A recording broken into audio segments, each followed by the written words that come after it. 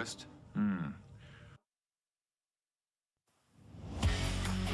Transmitting live from the Asylum Studios, deep in the bowels of Southwest Texas. It's The Joe Rouge Show. The show where we talk about anything and everything. Where nothing is sacred, nothing is watered down, and nothing is PC. All right. Hey, folks. This is Joe Rouge, and it is great to be with you once again, transmitting live from the Asylum Studios from the Pimple on the backside of Texas, the beautiful city of Eagle Pass, and doing the very best we can to bring you the best quality talk radio we could muster without all the bluster. Welcome to the Joe Rouge Show. And folks, it is great to be with you. Happy Wednesday. I believe it's Wednesday already. Good grief. Feels like it was just 2 days ago we sat down with the folks from the TNM, and Steven Schneider had great conversation. So if you haven't been able to check out the show from Monday night, I advise you to do it. I know it's a long one. We went almost 2.5 hours on that show, but you need to check it out. We had some great conversations. Steven has such a unique approach to education and teaching children, especially how to be creative in writing, and he detailed that whole thing for us at the start of the show. That was fantastic. It was really, truly was. And his energy was ridiculous, right? I mean, I was dead tired. Had a hard time keeping up with him, but had a great conversation. And then, of course, things switched to the political with the Texas Nationalist Movement, of which, you know, I am a member. Not only am I a member, but I'm also the Deputy County Coordinator for Maverick County. So that was great to connect with some of the family over from TNM and to talk about the Texan Arise program that they're implementing. So that was great. You really need to check that out as well. If you are interested in Texas independence, a free, independent Texas standing among the nations, the TNM is your place to go to check it out. And you can also go to my website, joerouge.com/TNM. You can get more information about that and see what that's all about. And there are QR codes there. You could scan them. You could either make a donation. You could sign up. You could volunteer, whatever it is, however you can help out. It's all right there on the website, so you can check that out. And then yeah, it was just a great night, man. I had a great time. And then today we're going to be sitting down with a local operator here in Eagle Pass, Texas. I'm going to bring him in here momentarily. We just got to do some of the usual housekeeping that we normally do. So, folks, just want to remind you that the Joe Rouge Show is brought to you by podhome.fm. That's podhome.fm. Now, Podhome is my audio host platform, and it is a great platform to be a part of. I really love being with them, and for the simple reason that Podhome is the most modern and easy-to-use podcast hosting platform you can get. You can use podhome.fm to publish your episodes, enhance your audio, automatically generate chapters, titles, transcripts, show notes, and more. You can update your chapter art. You can do your cover art. You can do your episode art. You can change all of that stuff. You can even podcast live through their audio stream, which is unbelievably beautiful. You know, I love live broadcasts and transmitting live. So you could do that very easily through podhome.fm across all the modern podcast 2.0 apps. Like Podverse, Good Pods. Oh, no, not Good Pods. I'm sorry. Take that back. Podhome, Podverse, all those great apps. Podcast Guru, Fountain.fm, TrueFans.fm, all those great podcasting 2.0 apps. I had a little brain freeze there. I'm sorry. It's been a long day. But you can get all of those apps. You can stream your podcast through those apps live. You can even get an audio player for your website. And you can live stream your show right through there as well. Or if you don't even have a website, you know, Podhome will give you a website. They'll set you up with one, absolutely free of charge. And you get all of that and more, believe it or not. If you can think of that, you get even more for one affordable subscription of $15.99 a month. That's $15.99 at podhome.fm.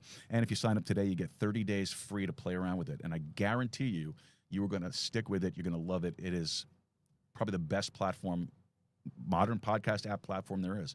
I've been on several different platforms since I started podcasting, and I paid double, sometimes triple the amount of what I'm paying at podhome.fm, and I got nothing compared to what Podhome gives you. So check them out, podhome.fm. That's podhome.fm.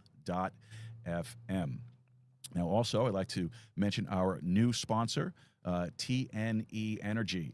You can head over to tneenergy.myambit.com, rates and plans, and check out our new sponsor. Electricity is essential, and we also need to make it affordable and personal. More than 1 million customers across the U.S. trust us to power their homes and earn free energy for referring their friends and their family. Head over to the website up on your screen. See the current offers that are available for you and for your home today, and make that jump.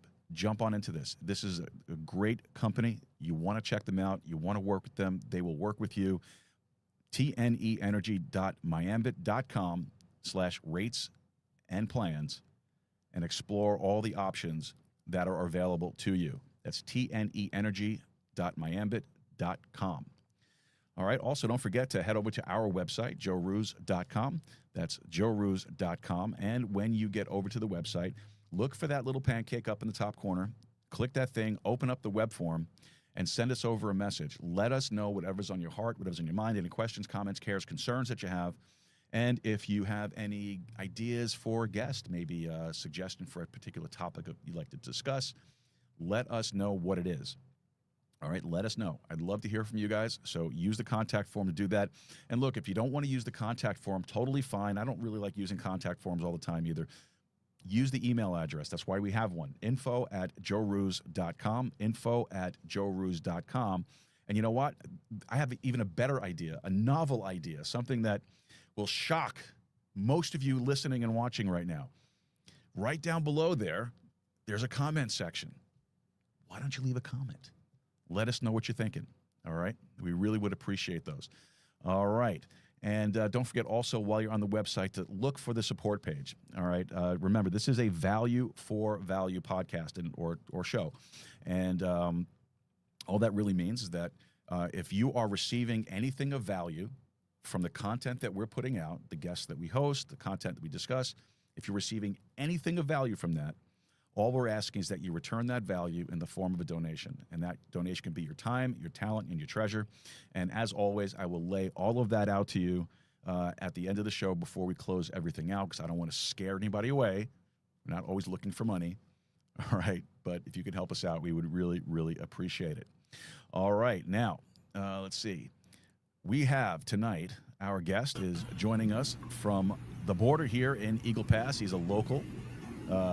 His name is Paco Ramirez. He's a library assistant at the Eagle Pass Public Library. You know, libraries aren't just about books anymore, and Paco's here to share some of the other events hosted by the Eagle Pass Public Library. The library is hosting or sponsoring a fantastic Halloween event that's bringing the whole community together, and we're going to talk about what goes into planning something like that, how libraries are reinventing themselves as community hubs, and maybe even, who knows, maybe even swap a ghost story or two. I got plenty of them since I'm living here. Paco, welcome to the show, man. It's great to see you. Hey, Joe. Thanks for having me.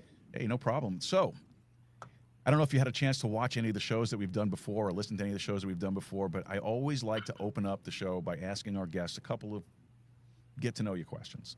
Of course. Right? So the first question we want to get to know you about is, what is something that most people don't know about you but should? Probably that I used to be a bouncer. Actually, before I started working here, it was one of my favorite jobs. Really? Actually, Where'd you bounce? I bounced in Austin. I lived in Austin for a couple of years. Okay. And I kind of just fell into it. I was working at the airport for a little while, and I wanted to make a little bit more money, so I wanted to moonlight as something, working in the service industry. And I went to one of the local bars, applied to be a busboy, actually. And at the time, I was a little bit skinnier, but I had a longer beard, completely shaved head. And the interviewer was like, you sure you want to be the busboy? We do need a door guy. I was like, oh, I've never done it before. She's like, it's easy. I was like, yeah, sure. So I got hired as a door guy. And since then, it was, one of my favorite jobs. It's probably like the only interesting thing about me. I doubt that. But you did say something very interesting, though, because we have something in common right there. At one point, I, too, was a lot thinner, had no hair, and a longer beard. Yeah. So we have something. It's like my default look. Yeah, I hear you. You know what? And I don't know, I just started growing it back, but I'm itching to get rid of it again. Well, I just recently cut my hair. My hair was actually about down here to my chest. I had very long hair, and I just recently cut it. Oh, awesome. So Yeah. what brought you to Eagle Pass? Well, I'm originally from Dallas, Fort Worth. I was born and raised in Fort Worth, but I've always had family here in Eagle Pass. My dad is from Piedras, and my mom is from Piedras. They've lived here all their lives. They moved to Fort Worth, like a lot of other people that move out of Eagle Pass. And when they retired, or actually when my dad decided he didn't want to live in Fort Worth no more, he decided to move back to Eagle Pass. My mom was getting close to retirement, so she followed as soon as she was retired. And I stayed in Austin, and then I moved back to Fort Worth for a little while. And then I decided that, well, I have no brothers and sisters. So when it comes time for me to take care of my parents, I am the only one. So I decided I'm going to have to make a home and a life in Eagle Pass. Okay. So I sold my house in Fort Worth, and I made the move. Well, fair enough. That's a pretty good reason, actually. Yeah, my reason was family, and you know what? Eagle Pass has been good to me the last 3 years. Right, and for folks that are watching or listening that might not understand, so Eagle Pass is a border town with Mexico, and the city that we are bordered with is Piedras Negras. I know I'm not saying it right. I'm a white guy. All right, so It's okay. it's all right. I get a pass because I'm trying at least. So that's right across the border from us here, and literally from where I live, it's maybe like 10 minutes from where I am. So that's what he's referencing where he was talking about that. All right. So what's your go-to beverage to help you unwind at the end of the day? I don't drink as much as I used to anymore, but I have two go-tos. My first one is always a Guinness. Okay. Oh, Guinness. I love a good Guinness. I have not had Guinness in a Um, long time. man, I love Guinness. My second one would be whiskey from Still Austin, the Still Distillery in Austin. Okay. I They don't make think a I've had that. great. The one I like is the red corn. It's like a special one that they do. Is that something we can get local here, or we have to go to Austin to get it? I think you can buy it here at the liquor stores. I haven't been in a while, so I don't know if it is, but you let me know one day. I'll get you a bottle. I know a few people at the distillery. Yeah, I'd like to try that because I'm a bourbon whiskey guy. I love Oh, I okay. love my bourbons, love my whiskeys. As You a like matter of fact, bullet? oh, I do, but I have to want it. Like I can't just take it just to have it. Um, Yeah. my go-to is one that well here at least the store that I went to the other day the other day about a week ago to pick up a bottle was uh, they were like nobody ever buys this one and it's great. It's a great bourbon. It's called 1792. It's a Oh, I've heard of fantastic that. it's a fantastic bourbon. That's like my go-to. It's whenever I have it, and I like that. I love Elijah Craig. Yeah. Elijah Craig bourbons are fantastic, and especially their toasted barrel is just unbelievable. Uh, that One of is my favorites is Tullamore Dew. which one? Was always Tullamore Dew. Oh yeah, Listen, that was one of my go-tos for the longest. yeah. I can't stand Jack Daniels. I You know what? get made fun of for it because I'm like, dude, I just can't stand it. I used to. I probably had a bad one night with it, and since then, never again. Jack was like that was my starter. I think that's everybody's starter. It was the Jack and Coke thing. Yeah. That was how you started. But I don't know. The funny thing is, like, I could drink the 1792. I can drink the Elijah Craig. I got a bottle of Paul Sutton that's on its way that I should be getting very soon. It's a 7-year Paul Sutton. Um, I can drink that and I'm fine. For some reason I drink Jack, which is weaker than Mhm. all of those three, Right? and I wake up with a pounding headache. Oh, Not even you don't even get drunk. Like I don't I drink don't to miss get drunk.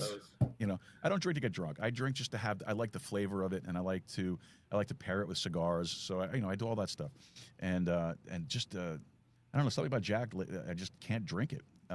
Although I did have some Gentleman Jack not too long ago, and that wasn't too bad.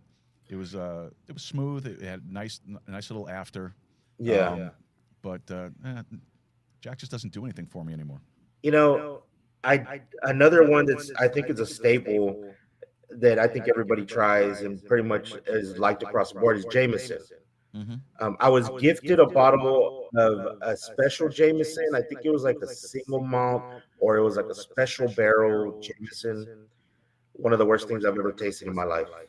Yeah, And I don't know what it Jameson's tough. was. Ugh. Jameson's tough. Jameson, like I'll drink it if it's offered to me, but I'm not gonna go buy it. Oh, You know, really? yeah, like I'll drink it if it's offered, but I'm not gonna go buy it. I'm more of a bourbon guy. So Okay. Jameson's a whiskey. So that and there's a difference. It's the strength. It's how it's distilled. It's how it's Hmm. aged. So and Scotch. I'm not a big Scotch guy either. Like I like certain Scotches, but I don't like that malty after flavor that you get Hmm. from a lot of Scotch. Um, So you wouldn't like Glenfiddich? no, actually, Glenfiddich is one of the ones that I do like. Oh, okay, because that's a blended, I believe. It is a blended, and I like Glenfiddich. I like Glenmorangie. And if you can get a good Glenmorangie, oof. I went. There was a place when I was living in New York that I went to. It was a steakhouse in Manhattan, and I was with a bunch of the guys, and we were just kind of sitting around. So I ordered a Glenmorangie, but it was an old. I forget the age on the whiskey. What a difference between getting something that's aged and Hmm. just it was just amazing. It was so smooth. And then when I realized how much it was costing me for the one drink, Yeah, I was you're like, like, well, oh well, man. well, that kind of ruined that, but yeah. So I love my bourbons and all that stuff, and I love nothing better than sitting out in the backyard by the fire and the cigar and a bourbon and just relaxing on a weekend. You know what? I couldn't stand either. I know, again, people make fun of me for wild turkey. Wild turkey. You know what? Did you have you ever tried Long Branch?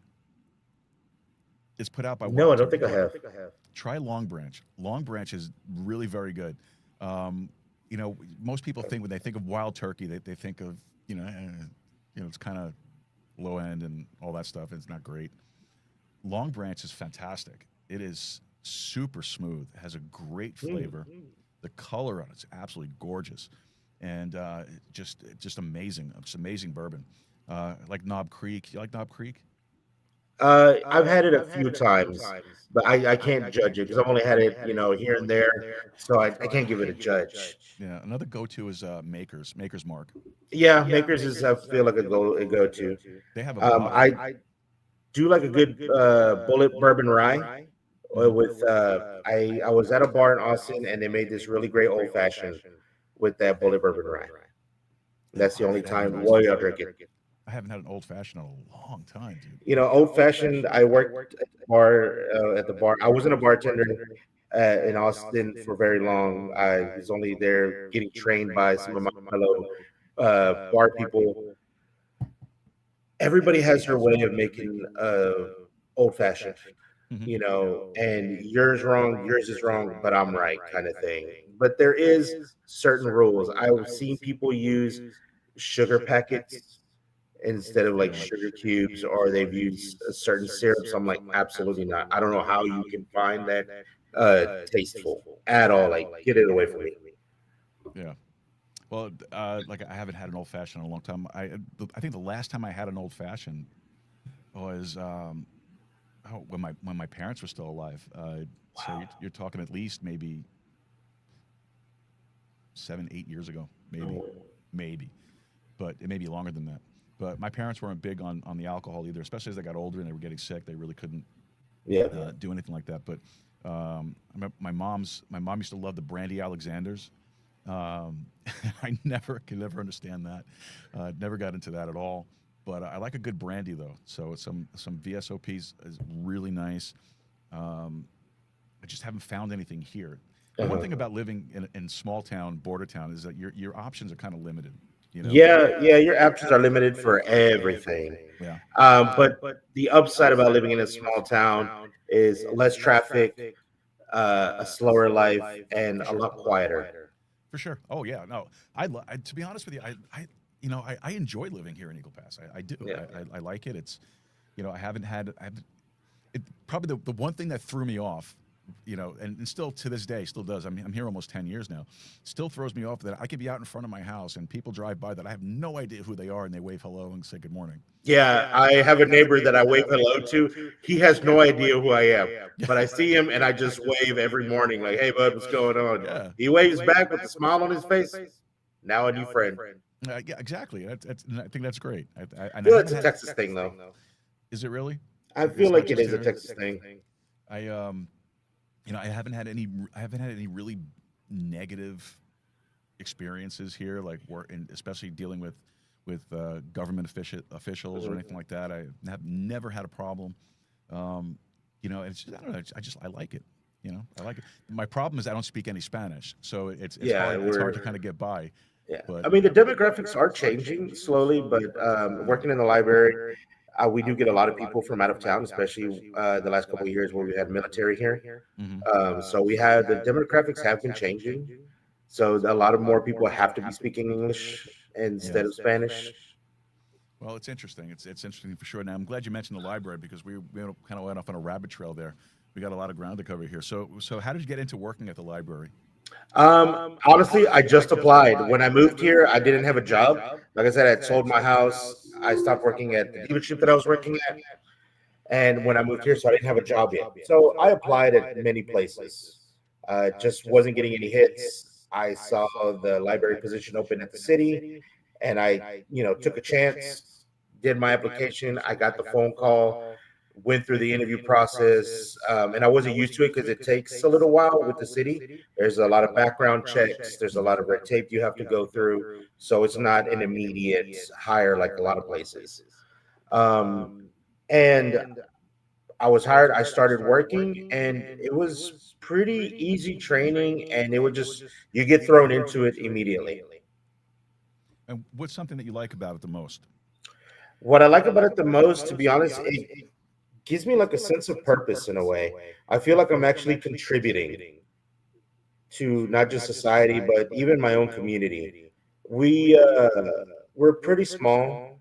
We don't get a lot of foot traffic all the time, but the little bit of foot traffic that we do get, most of my job is just helping people with either the computer, their phones, helping them like, oh, my child's looking for this book, or I'm looking for this. Sometimes it's really just directing people.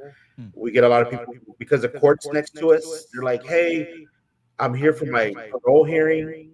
I'm like, sorry, sir, but this is the library. And they'll look around. Are you sure about that?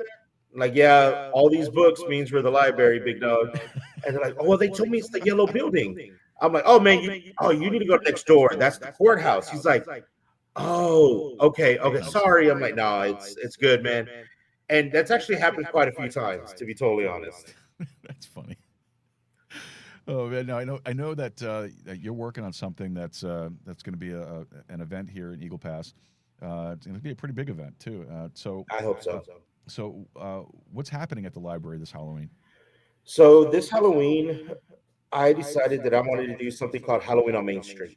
And the whole idea behind it was it's basically just shutting down Main Street and a big giant trick or treat for the community.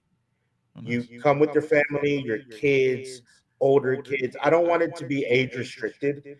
I kind of want this to be for everybody. We've have a lot of agencies that are participating. They're going to set up on Main Street, and you just go around trick or treating like you'd be trick or treating in a regular neighborhood. Is this the first time there's going to be an event like this, or is this This is something the that first time we're going to do anything like this. The idea came when my first Halloween that I worked here at the library. We normally do trunk or treats. Like we did a trunk or treat every year. A lot of places in town do trunk or treats. And when we finished our trunk or treat that year, we still had a lot of candy left over. Right? Yeah. Can you just explain what a trunk or treat is? Because there might be some folks that don't know what that is. So I didn't basically, know a what that trunk or is until we treat, did it here.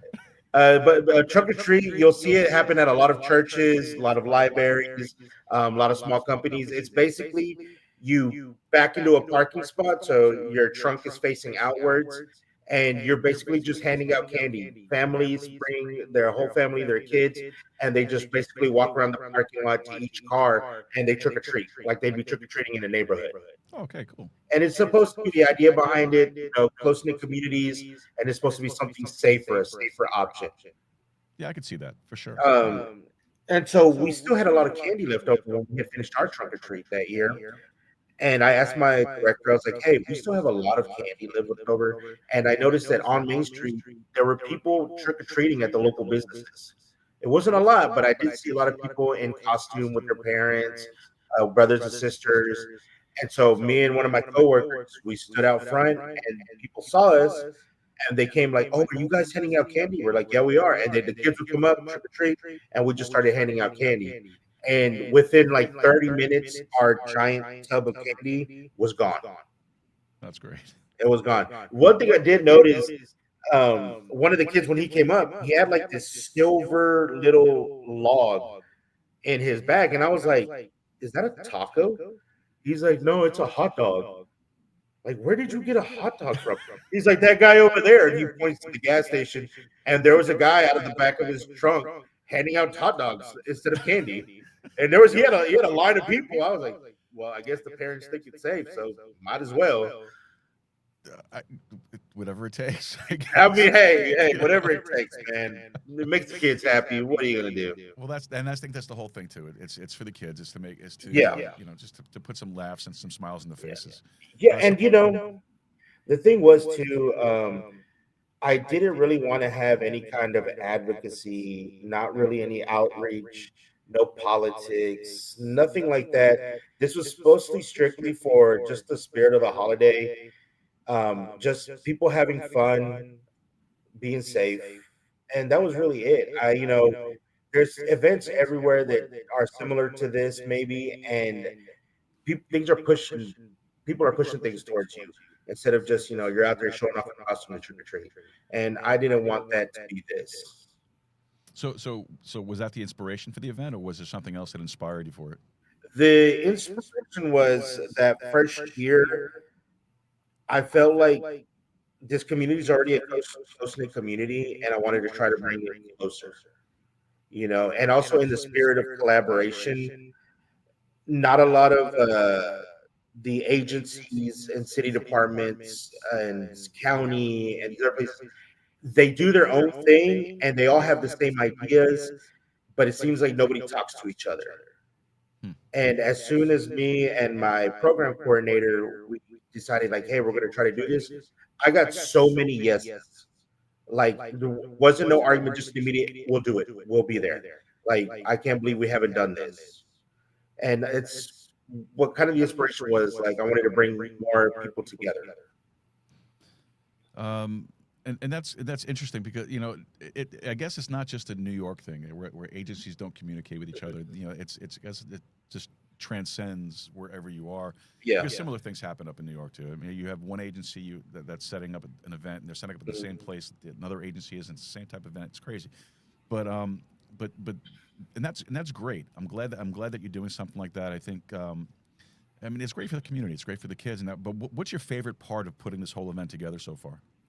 Is the community outreach. Like the library, we haven't worked with a lot of people lately. Sometimes it's because our interests don't align. It's like something like, oh, hey, we can't do that because you've already done this, so there's no way we can participate. So maybe we'll do it next time. I just like going out there and actually being able to talk to the other directors, other employees, and then you kind of start finding out what's actually why this doesn't happen. And a lot of the time it's just like, oh, I forgot, or actually we didn't know. Somebody forgot to send an email, somebody forgot to do this or that. And that's really what it comes down to. It was like just one step and that was it. So for families or community members that have never been to anything like this, what should they expect when they stop by? So all they should expect is a lot of people in costume running around, walking around. I think some of the agencies themselves are going to dress up. They've also decided to add games. Oh, great. Like, oh, hey, no bobbing for apples or nothing like that. But, one guy, they want to do like a virtual reality game. We have another local artist. He's going to have canvases and paints and coloring sheets. So if you get tired, they can sit down, color a few pages, and those are going to be free as well. And he's also going to be handing out candy as well. We're also even going to have food vendors this year. So this is great. I mean, and again, this is the first time you're doing something like this, so you Yes. don't really know what to expect when it's coming down. But other events, has the library sponsored any other types of events? And if they did, what were those experiences like? So the other events that we have done have been mainly book presentations from Okay. local authors. Those experiences have been pretty good. Everybody's really excited to bring their book, show off their book. Um, we haven't had any bad experiences. I have felt bad a few times because we market it as best as we can. Like we put our Facebooks out there, the city shares everything, even the local journalists, the local newspapers, they share all our stuff. Even the radio stations, they've shared our things before. And like one person shows up, and that's it. We've also done, we do Dia del Niño, and we celebrate Book Day as well. We also do Dia de los Muertos is actually a big thing that we do every year. Okay. We this year we did we had a performance for Hispanic Heritage Month as well. Now, you mentioned two that I'm somewhat familiar with.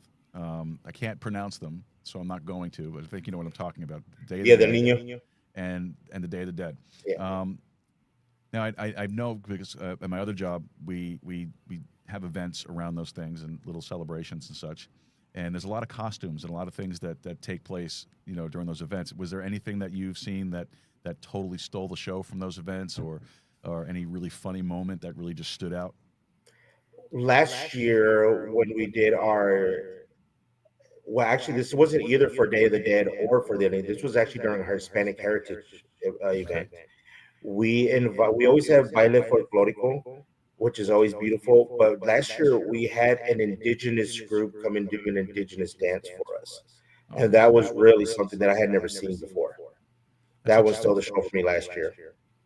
I remember my first Christmas here in Eagle Pass when I was at my other job, and across the way from us, there's another like an adult daycare, Hmm. and I had never seen the indigenous presentation Yeah. around Christmas, and I was walking through the parking lot, and I hear the drums, and I hear all that. So I'm like, what is that coming from? And it was really interesting to watch. I really enjoyed that, and anytime they come around, I'm always out there watching. I think it's great. I think it's fantastic. Um, Now, the Eagle Pass community has a rich history and culture, and that's kind of where we were going with that. Yeah. Um, how how how how does the library, I guess, reflect that character in what it offers? Well, in the last couple of years, we're still bouncing back from COVID. For a while, we didn't have any computers. We only had two computers for the whole community. That's it. Uh, we only had two computers for the whole community at the time because none of the ones downstairs had been working correctly. Our director and our assistant director and the council was trying to get all of our stuff working as fast as they could, but we ran into some logistical issues, and then finally, little by little, our IT guys came through and they finally got our computer lab running. And now that it's been running, we've had a lot of people come here for that. The other thing too that we're as a library we're trying to reflect our culture, our community, is helping them with digital literacy and also ESL. Those Okay. are our two of our big main focuses. We just started doing ESL classes about a month ago, which was highly requested by a lot of the community. So we have two volunteer teachers that have been teaching Tuesdays and Thursdays English classes. Okay. They have full classes. As far as the digital literacy, we don't have anything official, but most of the time I'm in the basement where our computer lab is. So if somebody doesn't know how to use something like their phone, or they don't know how to really work with the computer or get to a certain website, I'm the one they come to, and I will sit with them and be like, okay, you have to do this, this, and this, and I will walk with them step by step. And I also try to make everybody feel comfortable.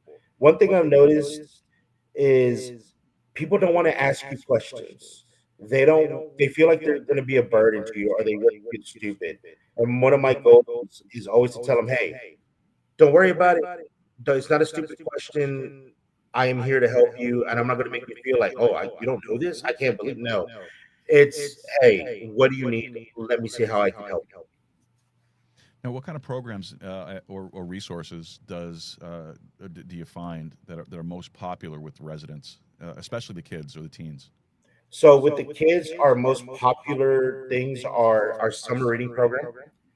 It's about a 6 week program. It's split up into 3 weeks, one session in June, another session in July.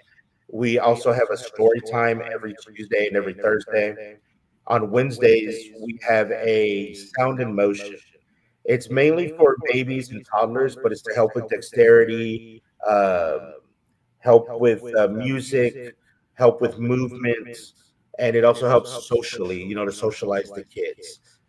Um, we also do a senior citizens craft hour 3 times a week.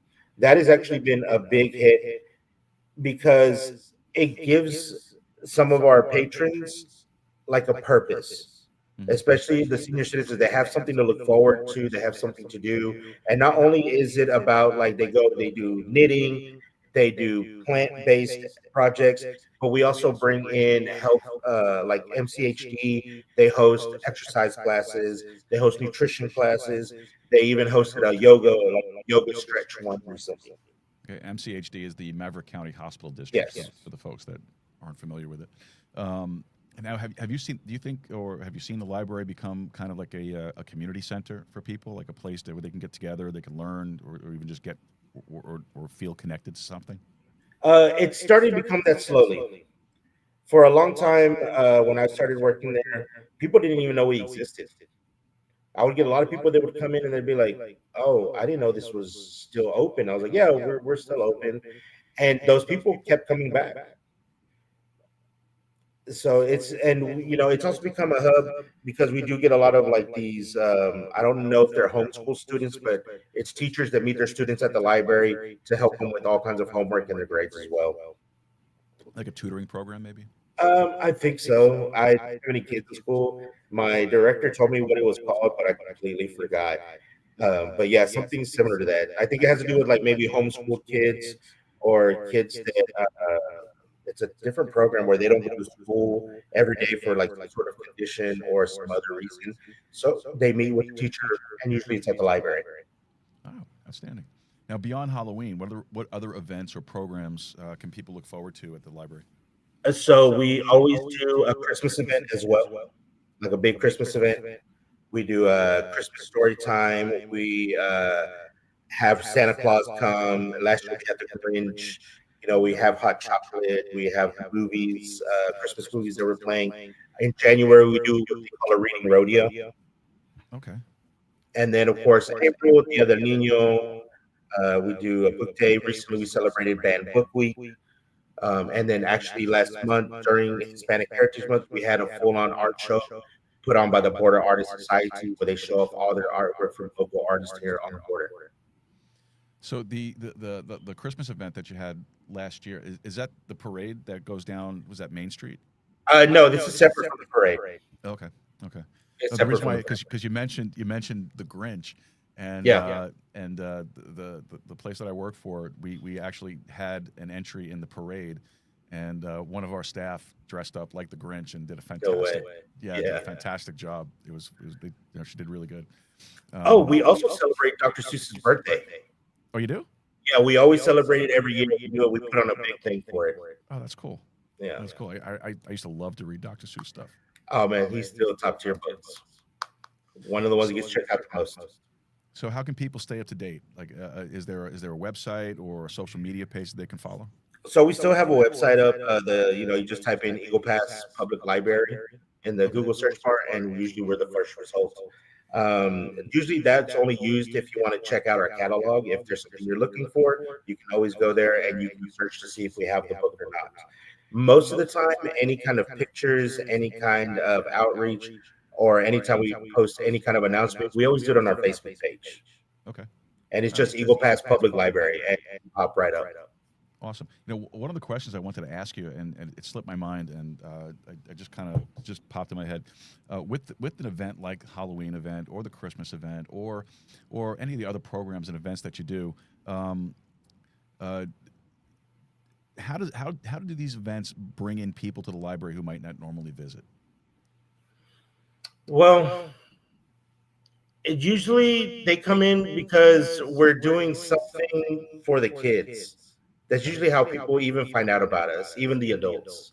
Most of our program is focused towards the children. All right. And Yeah. that's then they find out, they bring their kids and like, oh, well, they'll ask us questions. That's when we tell them, yeah, well, we do this also, and we have this, and we have this to offer you as well. And then they'll come in that way as well. And if somebody's listening right now or watching right now and they want to get involved, maybe donate, volunteer, how do they do that? Or can they do that? So we do accept book donations. We do accept other donations. Usually, when you want to do anything like that, you just call the library and you speak to our director. She's Is there always willing to talk to everybody. is there like a like I don't know how to phrase the question. Is there like any kind of limitation or restriction on the type of materials that folks can donate as far as books go? So the only thing we don't accept are usually school books like college texts, high school texts, encyclopedias, and the book has to be from 2016 and above copyright. The copyright has to be from 2016 and newer. Okay.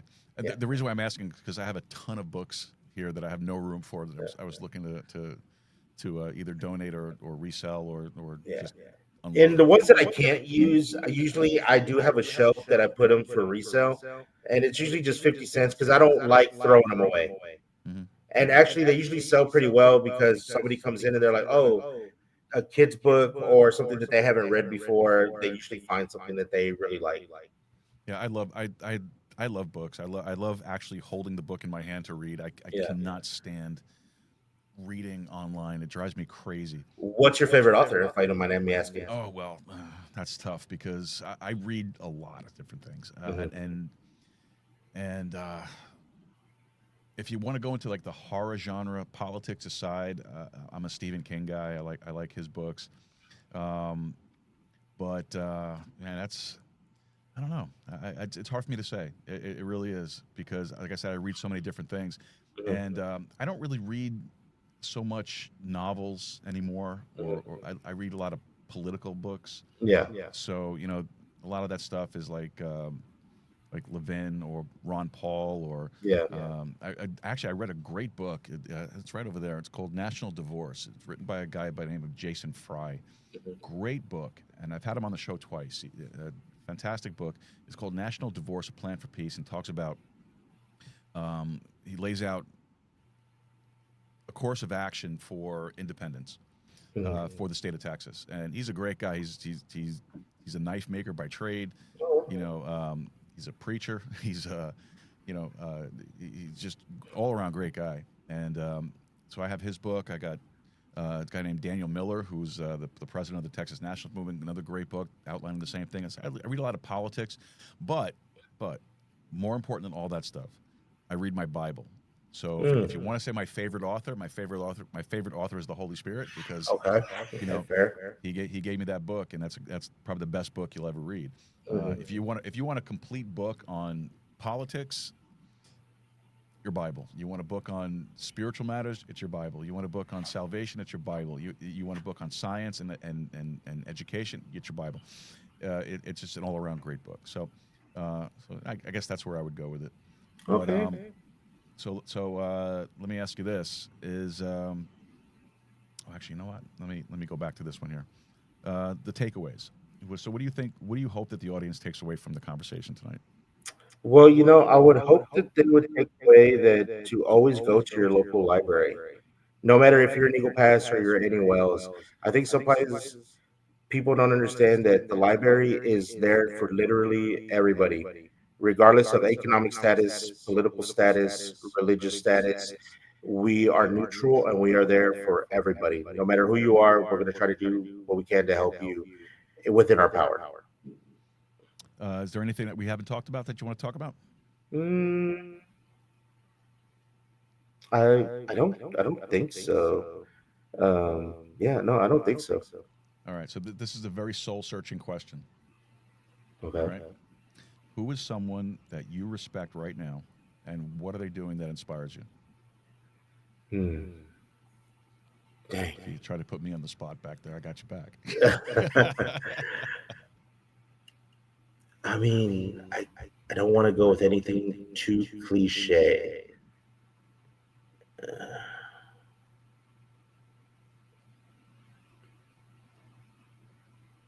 I mean, it's going to sound cliche, but right now, the one that inspires me the most is my father.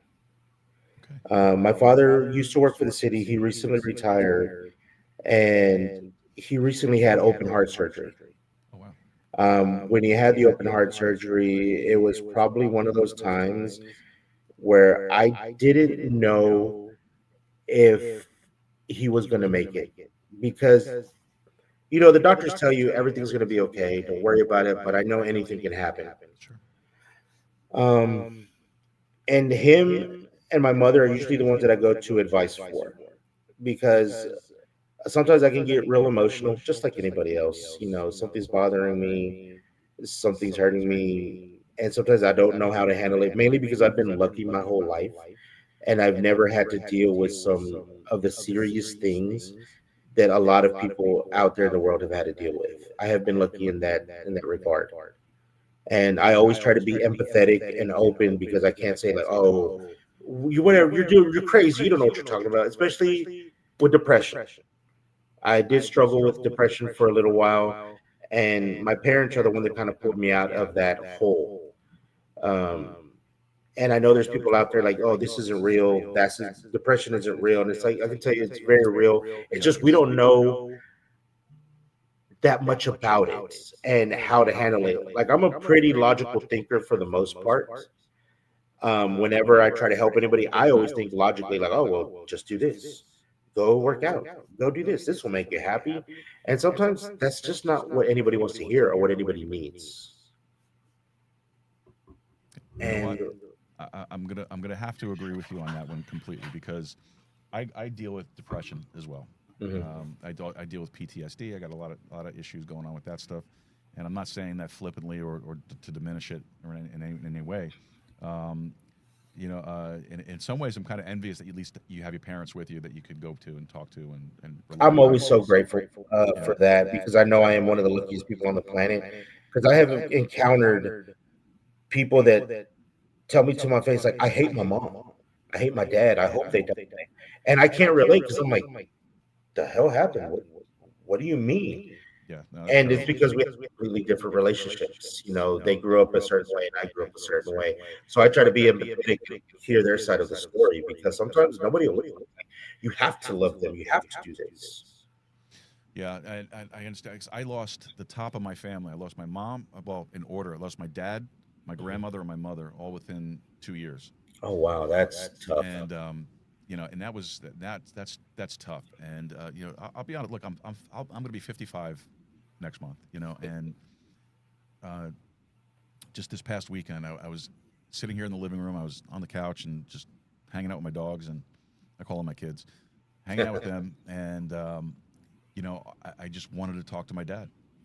And I wanted Yes. I wanted to hear from my mom. I wanted to do those things, and I can't do that, because I don't have that. I can't pick up that phone and make that phone call and just listen to dad, tell me how many things I've done wrong.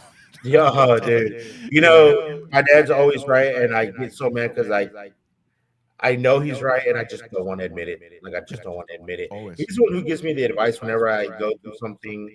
He's like, "Look, just calm down, take a step back, take a deep breath, and here, think about it like this." And whenever I want to do any projects at the library, like build something or make something, he's the one that I go to because he's the one who brings me back down to reality. They're like, "Oh, I want to build this giant thing, and it's this archway, and it's gonna have this," and he's like, first of all, stop. That's way too heavy. That's way too this. That's way. He brings me all the way back down to be like, let's be realistic. All right. Let's do this. Let's think about this the smart way. And that's probably my biggest fear, what you're going through, to where I'm never going to be able to make that phone call. Yep. And that is probably my biggest fear out of anything. Snakes, the darkness, spiders, marriage, the things that I'm afraid of in life, commitments. It's the day that I lose my parents and I can't make that phone call. Yeah, it's It's tough. It truly is. And I know earlier in the beginning of the show we were talking about trading some ghost stories. mhm. So I got one for you. Well, I got two. I could tell you. Oh, great. All right. So the first one was right after right after my mom passed away. Well, first of all, when I moved into this house, my dad had already passed, and my mom was still alive, but she was fading, you know. And I hadn't had the house fixed the way I wanted it yet. It was still kind of the way that the previous owner had it. And I remember I was doing a video call with my mom, and I was kind of touring the house with her. Not that it's a huge place; it's really not. But I'm just touring the house with her. And in my living room at the time, there was like a little like a half a wall that separated the living room from the kitchen area, right? And that I had the dog's food and water bowls right there along that wall. And I remember I was walking by there and I was showing my mom, and she was like, "Well, Joseph, I don't like those bowls there. You're gonna kick them. They're gonna get all over the place. Just put them on the other wall." I was like, "Nah, just leave it where it is. It's fine. There's really not much room over there anyway. This is good where it is, and so on and so forth." So I left them there, and she would always tell me every time, "Did you move the bowls yet? Did you move the bowls yet?" "No, I didn't move the bowls, Mom. Leave them where they are." Mhm. So fast forward now, my mom passed, and I was in the studio here, and I had the kids here with me. They were laying on the floor chewing their bones, and I was just doing some work on the studio, and and we heard this scraping sound coming from the kitchen, and I know I didn't not hear it because they heard it. They stood up and they both looked out the door of the studio, but they didn't go out of the room. They just kind of like craned their necks out, looked out there, and all the hair and their backs were standing straight up. And my girl, she has this little growl that she does when she's scared, Mhm. and it's the cutest thing. But she was doing that. So I got up and I went to look to see what they were looking at, what they were seeing, and what that noise was. And the food bowls that were up against that wall were slid across the floor. Whoa. Yeah. And I didn't have my phone. My phone was charging in the other room, so I didn't have my phone with me, so I couldn't take pictures of it or anything like that. It's always happens with like that. Always. And then, so like, I called my sister and I was like, "You're never going to believe this." And I told her what happened. And she goes, "Oh, yeah, that's Mom. She's messing with you because she didn't like them in the first place." And to be honest with you, they were pushed across the floor towards where she told me to put them in the first place. So that's one story. Oh. The other story was after I did the after I did the reno work here. Um, I had an island installed in the kitchen, right? Mhm. And I was sitting on the couch, and yes, I will confess I did have a couple of drinks, so I was feeling good, but I don't know. I'm into that kind of fancy schmancy stuff. So I have an ice press, so I can put my Mhm. initials in the ice Yeah. cubes, and I had it on the island, but I hadn't used it. It was dry. It wasn't there was no liquid on the countertop or anything like that, and I was sitting there on the couch, and I just happened to look over, and I just saw the thing just move slowly across the top of the island. Now, of course, the first thing I did was I jumped. By the time I found my phone that I could start recording, it already moved about halfway, and so I started recording it, and I still have the video. I actually got some of it moving slightly across the island, just slide, Oh. stop, slide, stop, slide, stop, and dude, that freaked the hell out of me. It really Yeah. did. I don't, I have like one ghost story. It's very simple, very simple ghost story. It was not like fancy or anything. In our old house in Fort Worth, I lived there from when I was about 8 years old all the way till about 26. I moved out for about 10 years almost, then moved back. But I was about 11 years old, maybe. Got up in the middle of the night to go get some water. As I'm walking towards the kitchen, we had this old radio, not Mhm. super old, like, a 90s style radio. Walking towards the kitchen, and it just comes on, and it was unplugged. Get out. That was the freaky part. It was unplugged, and it just comes on. Scared the hell out of me. Just ran back to my room. Didn't come out until the morning. Um, and you mentioned ghost stories. I don't know if you know this. but the library is haunted. Really? Yes, the library is haunted. We have named the ghost that roams the halls Mr. Brown. Okay. That's Well, the name okay. that Now everybody's you given. have to elaborate on this a little bit Yeah. more. Well, we don't really know a lot about it. That's the thing. Like We experience. there's What happened? so the only big experience that anybody has, or any story that they keep telling me, is that when they were remodeling the libraries, this was about 2015, between the 2015 to 2017, there was a gentleman that was in the basement. I believe he was doing electrical work, Okay. and they were closing up for the night, and he felt a tug on his feet as I think he was coming out of like part of the wall, and just feels a tug on his feet, freaks out and runs away. Um, there's been a few instances where one of our security guards, he's walking around, doing his rounds like he normally does, and then just books start falling over, Oh wow. just Like here and there, Ghostbusters. just yeah. But those are really the only experiences. Nobody's there at night, because when everything's happening, nobody's there at night to really see. I have passed by at night to see like if there's any lights on, or if I see a shadow, and I don't see nothing. Wow. So, we're still trying to see if he like appears. But I have a friend of mine she's really into like, tarot cards and palm reading and things like that. And she like reads my palm and she's like, "Well, you don't have the connection." She's like, "Yeah, you don't have the connection." I felt so hated. I was like, "So I'm not special?" Like let down, right? Yeah, I was like let down. Like, so what? I can't practice magic. Like, the ghosts think like, not that guy. That's what I took away from that, and it kind of made me a little sad. I'm not gonna lie. That's crazy. Well, I got actually another one for you. When I lived in New York, I had moved into the house that my first wife and I bought, and we had purchased the house from an estate sale, and so the previous owners were the originals. They passed away, and it went into an estate, and they sold the house. So we bought it. So we were the second family that actually lived there ever, and we were up in the master bedroom, and we were just unpacking, making the beds and all that stuff, and it was just us in the house. The kids were out; they were doing their thing, and I remember she was on one side of the bed, I was on the other. We picked up the sheet and we like flipped it out, and when we did that, we heard a woman's voice, Oh no. clear as day, say, "Who is that?" Just like that. Mm-mm. And look, I got goosebumps. No. Mm-mm. And and when the sheet came down, I looked at her. She looked at me. She was like, I was like, "You heard something?" She goes, "Yeah, you heard something?" I said, "Yeah." "Would you hear?" "Would you hear?"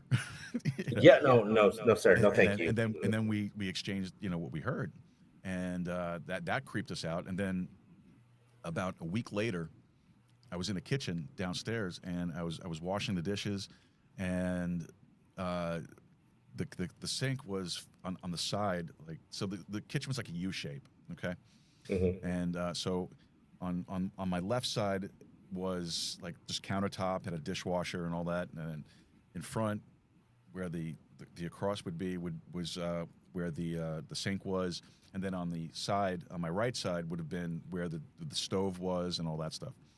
And I was at the sink, I'm washing the dishes, and all of a sudden the glass on the stove just shatters, just cracks. Whoa. Yeah. And no, I didn't Whoa. drop anything. I'm just washing dishes, nothing happened. So I didn't think anything of it. I was like, all right, well, old, I guess, it Yeah. happens. So I bought another piece of glass, and when it came, and I installed it, and about 15 minutes after I installed it, it shattered again. Whoa. Yeah. Okay. So, and then there was a spot in the basement of the house. The house had like almost, it could have been like an apartment. We could have rented it out if we wanted to. It just wasn't like considered a legal apartment. So, but there was one corner in the house that just every time you walked past that, man, all the hair in the back of your neck just stood up. Oh. So, me being the adventurous person that I am, Yeah. so one night what I did is I took a bucket, and there was like, it was like a closet. There was like and it had the main drain for the house. It ran down through the closet, so it went down into the ground. So I took this a bucket, and I put it down in front of the door, and I took my Bible, and I put it, I just opened it up, any random passage, and I put it on top of the bucket, and went to bed. The next morning, I went downstairs to the basement to get some clothes out of the dryer, forgetting that I did that. And I went down there, and when I got down to the base of the steps, which was on the other side of the room from where the closet was, the Bible that I had put on the bucket was at the base of the steps, and the bucket was turned over. Yeah, no. The set the house on fire. We're leaving. We're leaving. No thank. No.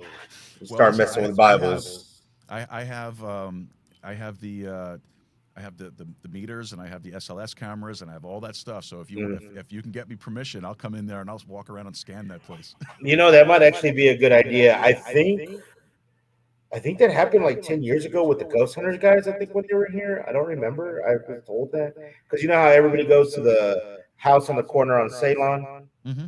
that house that everybody goes there, and there's a law office. I think it's on Jefferson Street. It's had like furniture fly across the room and a Oh, I forgot child's about that. voice. Yes. Um, yeah, and oh, you know what? That reminds me. So one thing that people don't know about me is that I may not be super into horror, but I do kind of enjoy some of like the local lores of Oh, like you have to. How do cryptids and aliens and the conspiracy Yes. stuff. I love that stuff. You have to like that, I especially I, I love that stuff. especially in your hometown, dude. Yeah, like I love hearing all that stuff. Even though like I don't mess with horror movies, every time they're like, "Hey, we're gonna go," I'm like, no, thank you. They're like, why not? I was like, I will watch monster movies. I'll watch zombie movies. Like, and for a while when I was a kid, I didn't like watching Freddy Krueger or Jason or Michael Myers. And then as I got older, I was like, I'll watch them and they're not as scary. And my friends were like, well, why won't you watch The Nun? Why won't you watch Amityville Horror? I was like, because I can't fight that. Yeah. Like, Okay. don't I get me got you. wrong. I know if I try to fight Michael Myers, I'm going to die. But I can still take a shot. I can still try. You go I down know I'm not going swinging to at least. survive. I can come out swinging. But like the nun, any like poltergeist, I can't fight that. Like I'm done. I don't have that strong of a mind. I'm done for it. So but I do like the lore. I do like everything that goes behind the scenes. I will sit there and read these stories. But watching the movie, no, hell no. See, you But should I do do like. story times. I kind of want to. Me and my coordinator, we want to do like a spooky story thing, Yeah, in for the build up people. to Halloween. Yeah. Yeah, like a build up, like once a week. Hey, we're doing this spooky story, or we're doing this. And I do like cryptids, and I do like a good UFO story, and I do like a good conspiracy theory every now and then. I'm like, I like to listen. Nice. Well, I did I early on with this show. I hosted a few UFO people, Oh, specialists, and so we had some pretty good conversations. It was a lot of fun. Shared some experiences, things that I've seen myself, and I love doing all that stuff. It's a lot of fun, and I find it fun. Yeah, yeah, it is to me. I don't know why. I'm just that personality, I guess. yeah, But and a lot of it, what I like to do too is like, do you ever watch the show Ancient Aliens? yeah. Okay. What I like to do is because I know my Bible, Hmm. and I know the stories, and I'm not saying that to pat myself on the back. It's not a pride thing, Yeah. but I do. I've been a Christian for 25 years, so I know some things. Um, well, what I like to do with Ancient Aliens is I like to sit there and say, okay, well, this is where you find that in Bible. This is that story, and this is just being a retelling of this, that, and the other thing. And one of the things that I do believe that there are interdimensional beings, and Hmm. but biblically speaking, they're demonics, they're Hmm. devils. So I think that when people see things, and especially when they see loved ones, Yeah. it's not who they think it is. Oh. I think I think my beliefs on this, and based on what I've studied in Scripture, is the Bible tells us that, and I don't know what your religious belief and background is, so you know, um, but the Bible tells us that the devil can appear as an angel of light.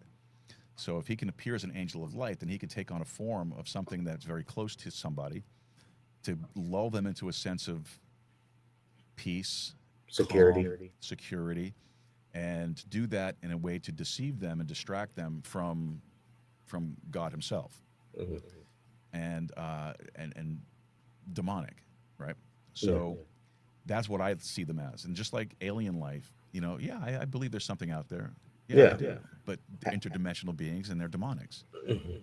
Have you, speaking of the UFOs, have you done anything on the UFO crash landing here in Eagle Pass out in El No, Indio? no, I did not. And you know what? I just recently heard about that. I had no idea. That was one of And the first things they told me when I got here. yeah, so They told me all about that. I need to look into that a little bit more because I'm fascinated by that stuff. I think I that's am as amazing. well. I wouldn't. I drove by the area, but of course I didn't see or find anything. Well, we should do a collaboration on it. I'm ready.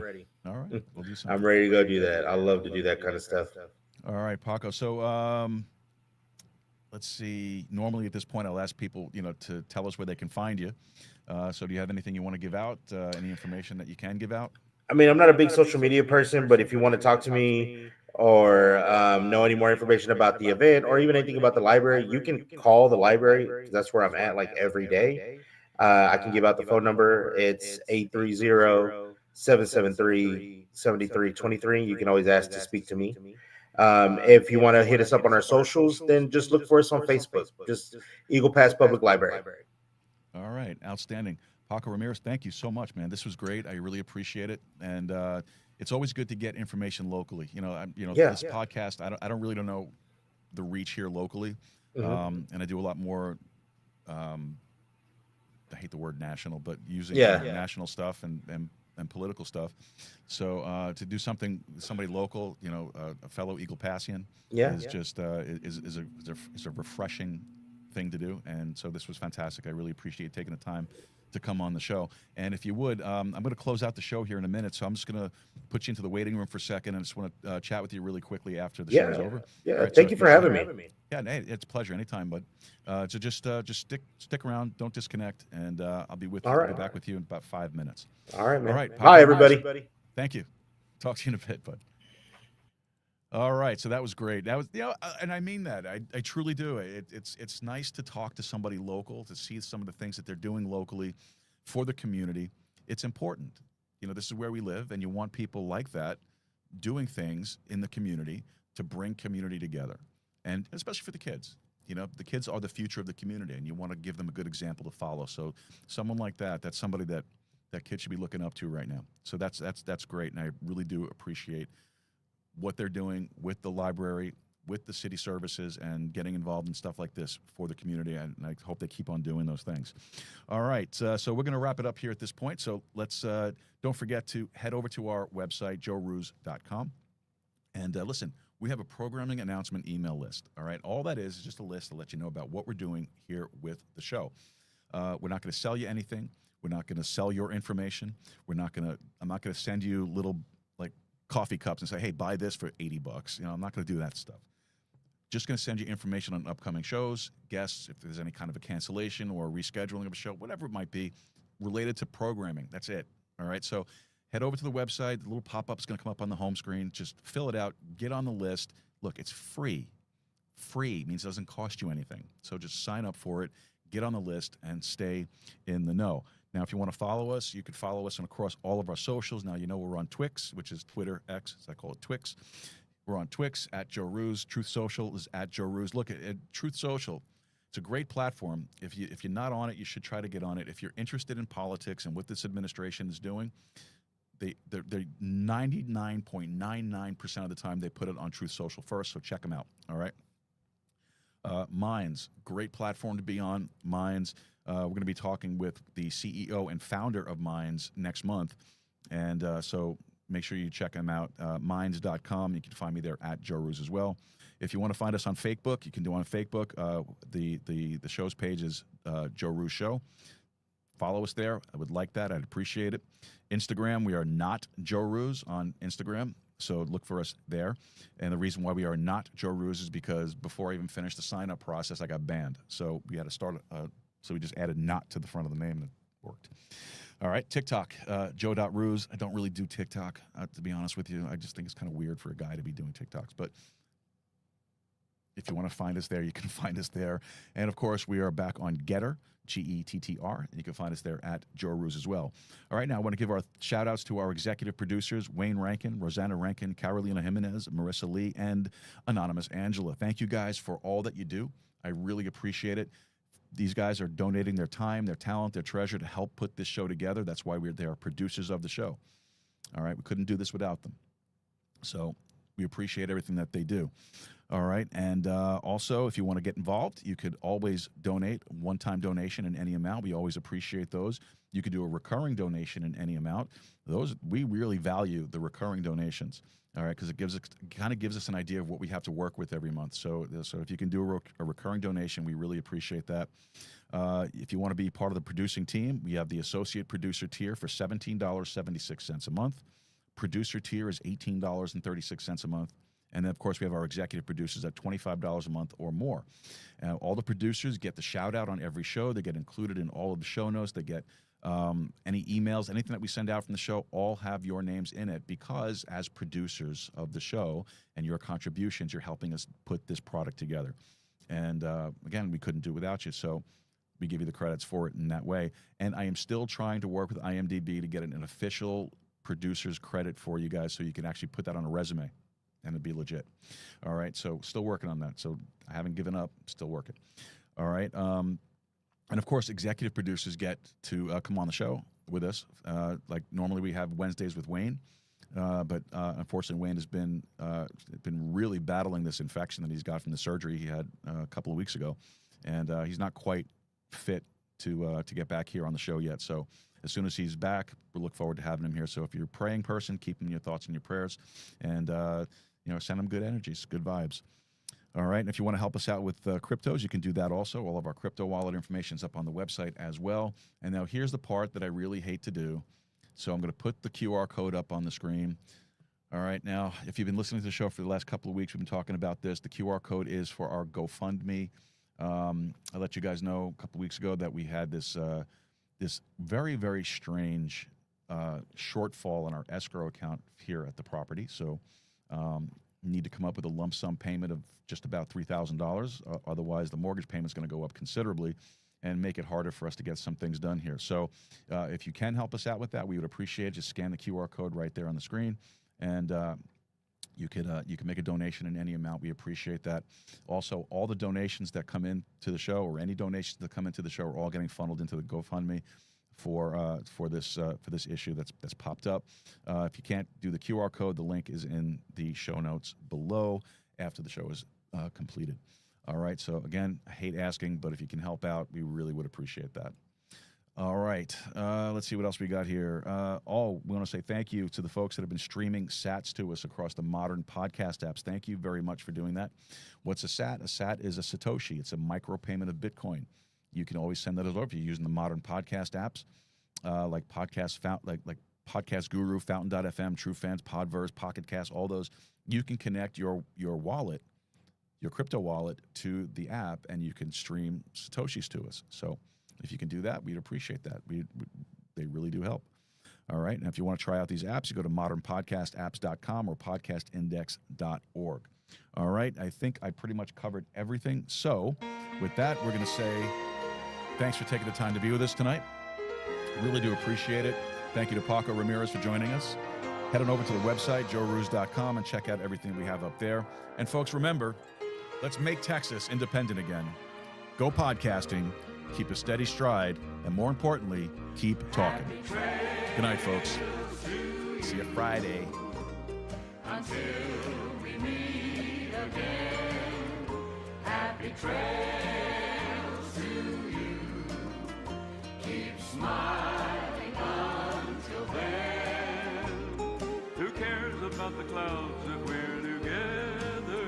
Just sing a song and bring the sunny weather. Happy trails.